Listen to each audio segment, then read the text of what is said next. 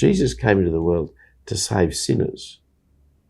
Not otherwise, there'd be no chance for me, no chance for you, no chance for anyone.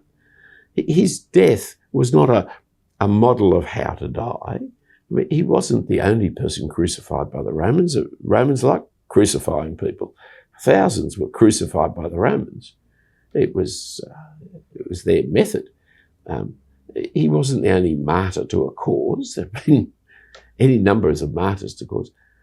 He was God become man, paying the penalty for man so that we might be accepted back by God. So the essence of being a Christian is being forgiven through the death of Jesus. I remember watching that show Q&A, which is an ABC show here in Sydney, because we've got people listen to you from around the world, don't they? And there was, on one occasion, it was during a festival of dangerous ideas, which was a festival that went belly up in a sense because someone came with a dangerous idea once. And they asked the people on the panel, what's the most dangerous idea that could be for the good of humanity? And one man said, well, if we had compulsory abortion for 30 years, that would reduce the population. That was Daniel Savage, as a sex expert from the United States, I remember it, yes? Yes, that's right. And then Germaine Greer said, liberty, freedom, which she's an old women's liberation person, so that's consistent. But it was Peter Hitchens said, oh, the resurrection of Jesus.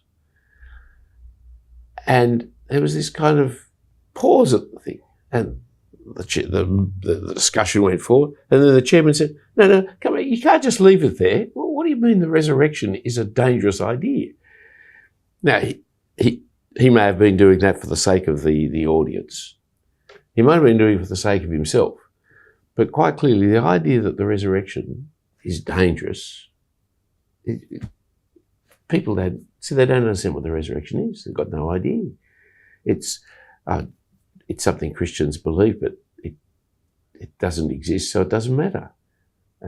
However, it is, because if Jesus rose from the dead, he is fulfilling what the Old Testament prophecies all said would happen, and he is bringing in the judgment of the world, and he has been established as the king and ruler of the universe, to whom our lives are totally dependent.